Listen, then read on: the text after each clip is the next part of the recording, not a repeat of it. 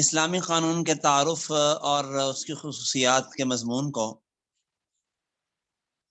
جس میں پہلی فصل ہے قانون کی تاریخ کیا ہے۔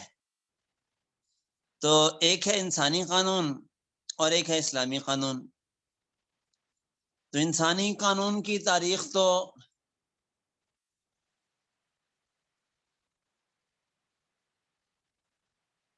کب سے ہے؟ جب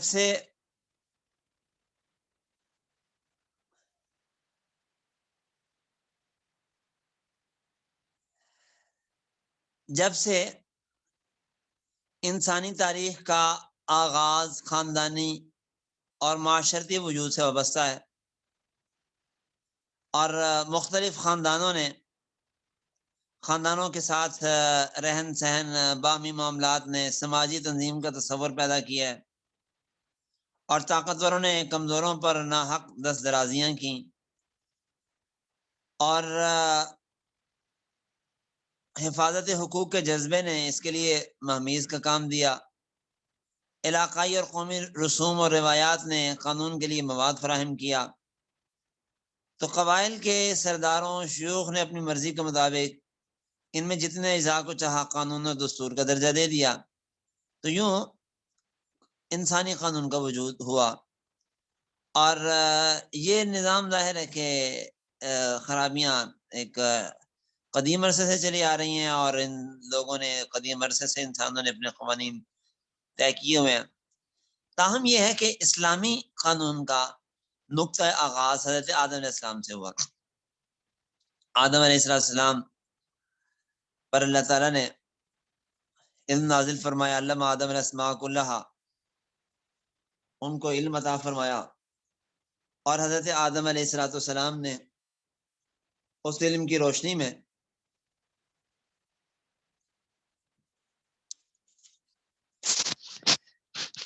لوگ دنیا میں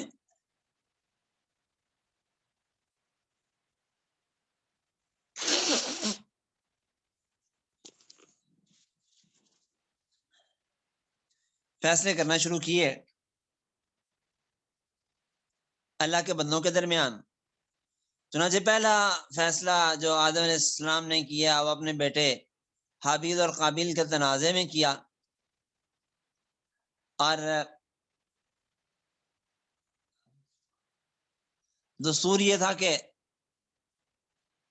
اپنے ساتھ پیدا ہونے والی بہن کے ساتھ نکاح نہیں ہو سکتا تھا، دوسرے حمل میں جو بچی پیدا ہوئی ہے اس کے ساتھ نکاح ہو سکتا تھا۔ تو ایک بھائی نے حسد سے کہ یہ میری بہن سے کیوں شادی کرتا ہے، مجھے اپنی بہن سے خود شادی کیوں نہیں کرنے دیتا، تو اپنے بھائی کو قتل کر دیا۔ اللہ تعالیٰ کے فیصلے کے باوجود کہ اللہ تعالیٰ نے فیصلہ کیا آدم علیہ السلام کے ذریعے کہ دونوں اپنی اپنی قربانی پیش کریں، جس کی قربانی قبول ہوئی اس کا موقع بھی درست، جس کی قربانی قبول نہیں ہوئی اس کا موقع بھی نہ درست۔ بہرحال یہ سلسلہ اس دن سے شروع ہوا، اور اس کے بعد پھر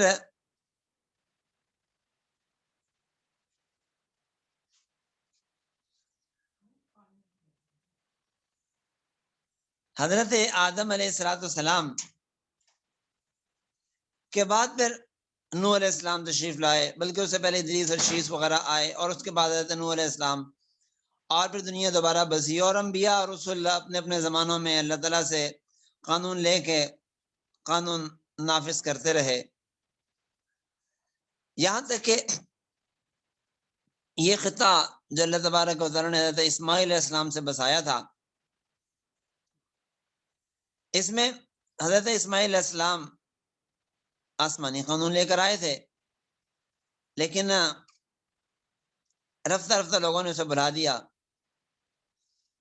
اور اس خطے میں لوگ اپنی عقل سے، اپنی سوچ اور فکر سے خود ہی قانون بنانے لگے، اور قانون بھی یہ تھا کہ بڑے آدمی، قوت طاقت والے آدمی، تلوار چلا سکنے والے آدمی کے تو حقوق تھے، کمزور اور غریب کے کوئی حق نہیں تھے۔ چنانچہ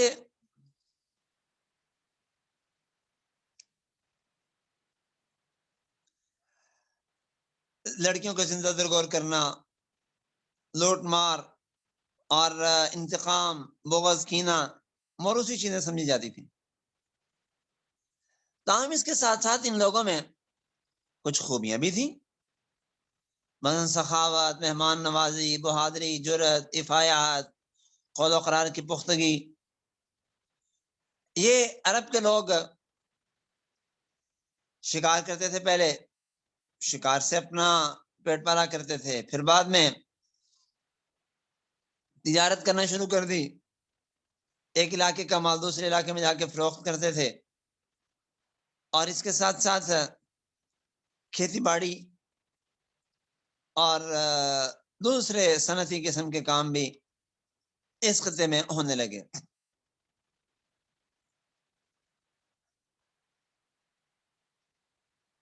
اور مذہبی اعتبار سے جزیرہ عرب کے لوگ اکثر بت پرست تھے، اور کچھ لوگوں نے عیسائیت قبول کر لی تھی،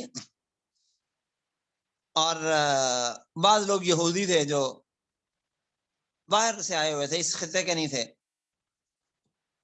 بنی اسرائیل تھے جو آئے تھے طبا بادشاہ کے ساتھ، اور یہاں مدینہ منورہ میں رہ پڑے تھے، اور پھر ان کے قبائل دائیں بائیں پھیل گئے تھے۔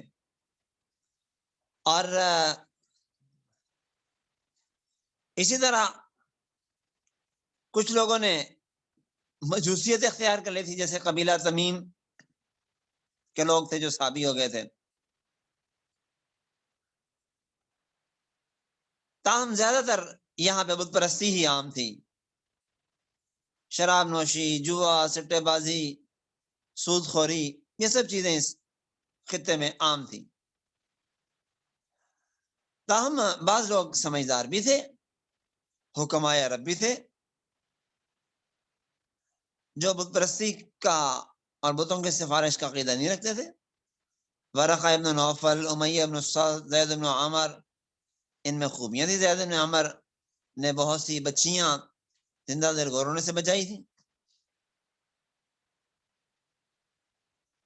تو بہرحال اس خطے میں لوگوں کا خانہ کعبہ کے ساتھ ایک خاص تعلق تھا، لوگ حج کرتے تھے، خانہ کعبہ کے طواف کرتے تھے، لیکن ساتھ ساتھ وہ یہاں پہ بت پرستی بھی کرتے تھے، بت رکھے ہوئے تھے۔ ادھر صفا پہ بھی اور مروہ پہ بھی، اور بھی خانہ کعبہ میں 360 بت تھے۔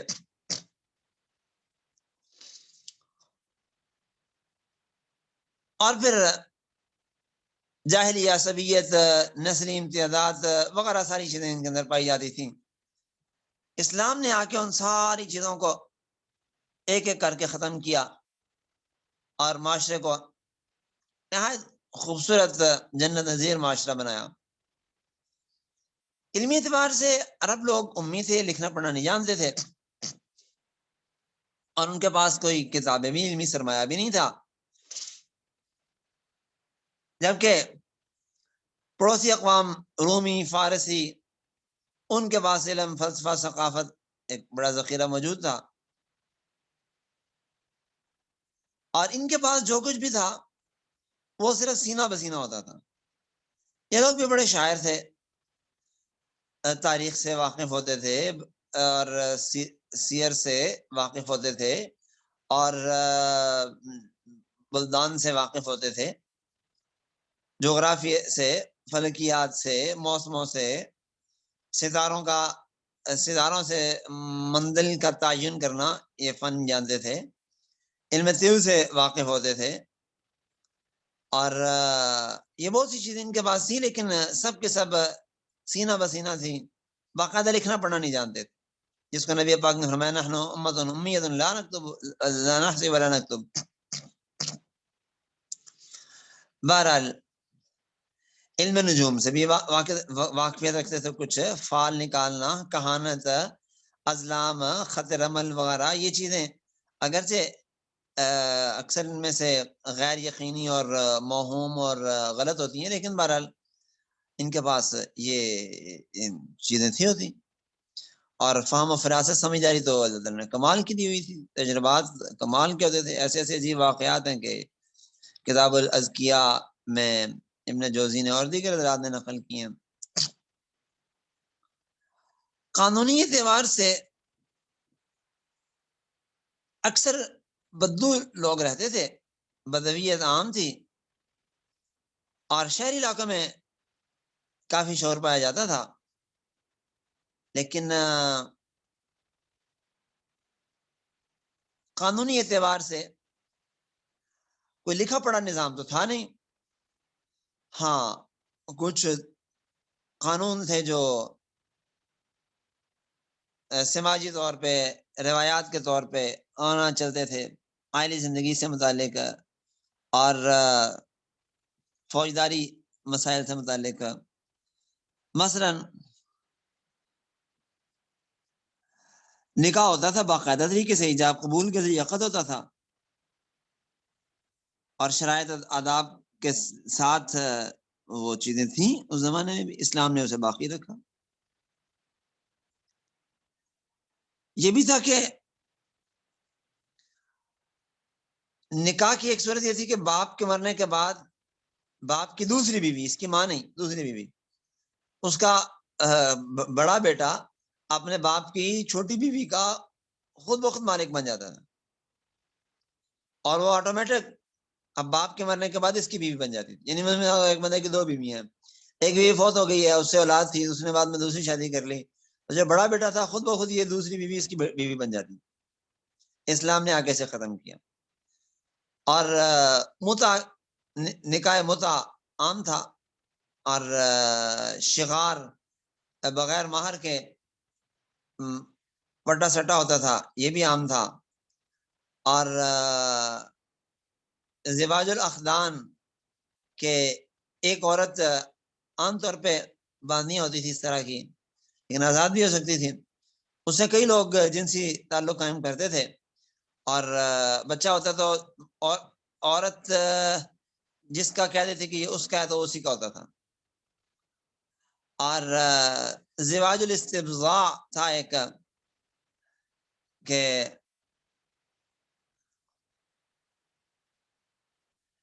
شوہر چاہتا تھا کہ میری بیوی کسی بڑے آدمی کے نطفے سے اچھی اولاد لائے، تو اپنی بیوی کو اس کے پاس بھیج دیتا تھا، اور وہ اس سے ہم بستر ہو کے تھے واپس آ جاتی تھی. تو یہ بھی چیز تھی، لیکن اسلام نے ان سب چیزوں کو ختم کر دیا. اور پھر اس کے ساتھ ساتھ ایک وقت میں 4 سے زیادہ بیویاں بھی ہو سکتی تھیں، کوئی حد نہیں تھی. اور نبی پاک نے جب یہ قانون بیان کیا 4 بیویوں کا، تو اس وقت قرآن نے بیان کیا، تو اس وقت کئی لوگ ایسے تھے جن کی 9 10 بیویاں تھیں، اور نبی پاک نے فرمایا جتنی پسند ہے رکھ لو، باقی الگ کر دو. اسی طرح طلاق زہار ہوتی تھی، اگر زہار کر لیا تو اب اس کے بعد بیوی کبھی بھی بیوی نہیں بن سکتی تھی، رجوع کا شوہر کو اختیار ہی نہیں رہتا تھا. ایلا، ایک محدود مدت تک طلاق یہ بھی چلتی تھی. اور اس طرح کوئی بندہ اپنے بیوی کو طلاق دے سکتا تو بہت زیادہ طلاقیں دینے تک، یعنی بے شمار طلاقوں کی حد تک اسے اختیار ہوتا تھا. طلاق دی، چھوڑ دی، پھر اس کے بعد رجوع کر لیا، پھر طلاق دے دی، پھر رجوع کر لیا. تو جسے قرآن نے کہا تذروها کالمعلقہ، اب یہ بھی اسلام نے ختم کر دیا. وراثت سے متعلق بھی نسبی وراثت تھی، متبنہ کو وراثت ملتی تھی. ولا ہوتی تھی کہ کسی سے معاہدہ کر لیا کہ میرا خون تیرا خون، تیرا نقصان میرا نقصان، تو میرے وارث میں تمہارا وارث، تو یہ ولا بھی ہوتی تھی. اور اسی طرح نسبی قرابت میں وراثت بالغ مردوں کو ملتی تھی جو تلوار چلا سکتے ہوں، عورتوں اور بچوں کو وراثت سے کوئی حصہ نہیں ملا کرتا. اور وراثت میں بیوی بھی ہوتی تھی اس کی، جو آگے بیٹے کو مل جاتی تھی، جیسے میں نے بھی بتایا. غلامی کے بھی کچھ قاعدے ضابطے موجود تھے کہ جو قیدی بھی ہاتھ میں آئے، وہ مرد ہیں تو غلام، عورتیں تو بانیاں بنا لی جاتی تھی، اور یہ بھی ایک سرمایہ سمجھا جاتا تھا۔ تو اسی طرح اسلام نے اسے بھی کسی حد تک باقی رکھا اور کچھ اس میں اصلاحات کی۔ چھینا و مال جائز مانا جاتا تھا اور اس پہ غاصب کی ملکیت سمجھی جاتی تھی، اور وارثہ کے مرنے کے بعد جو مال تھا وہ بھی ملکیت تصور ہوتا تھا۔ ہبہ، وصیت وغیرہ کی وجہ سے کو مال ہوتا تھا وہ بھی استحقاق سمجھا جاتا تھا۔ مالی معاملات میں بیع، شرکت، اجارہ، رہن، مضاربہ، سلم، سودی قرضے، یہ سب چیزیں باقی تھیں۔ اسلام نے سودی قرضوں کو ختم کر دیا، باقی سب چیزوں کو کچھ شرائط کے ساتھ مشروط کر کے جائز قرار دے دیا۔ قصاص کے بارے میں ان کا کہنا تھا کہ قتل کو ختم کرتا ہے، لہذا قتل کرو، قصاص مانتے تھے، لیکن طریقہ ظاہر ہے کہ ان کا اپنا ہوتا تھا۔ دیت آخرہ پر واجب ہوتی تھی، اور مقتول کا پتہ نہ چلتا، قاتل کا پتہ نہ چلتا تو قسامہ لی جاتی تھی۔ اسلام نے ان چیزوں کو باقی رکھا لیکن کچھ شرائط لگا دی۔ تو یہ چیزیں سب اس زمانے کے قانون میں موجود تھیں، جن میں اصلاحات کر کے اسلام نے آگے ان کو ایک دوسری شکل دی۔ تو میرا خیال ہے آج اسی پہ اکتفا کرتے ہیں۔ تو آج ہم نے گویا اسلام سے پہلے اور اسلام کے آنے سے پہلے تک کا جو قانون تھا، جو قاعدے ضابطے تھے، وہ ہم نے آج کے سبق میں پڑھے ہیں، اور اسلام نے ان میں اصلاحات کی، تو یہاں تک ہم نے ذکر پڑھا ہے۔ اب آگے انشاءاللہ ہم آئندہ سبق میں پڑھیں گے کہ مغربی ماہرین کا قانون کیا ہے، ان کے ہاں قانون کیا چیز تھی، ان کے ہاں قانون کی تعریفات کیا ہیں، کیا تصور ہے۔ تو انشاءاللہ العزیز آئندہ سبق میں ہم اس چیز کو پڑھیں گے۔ آج اسی پہ اکتفا کرتے ہیں۔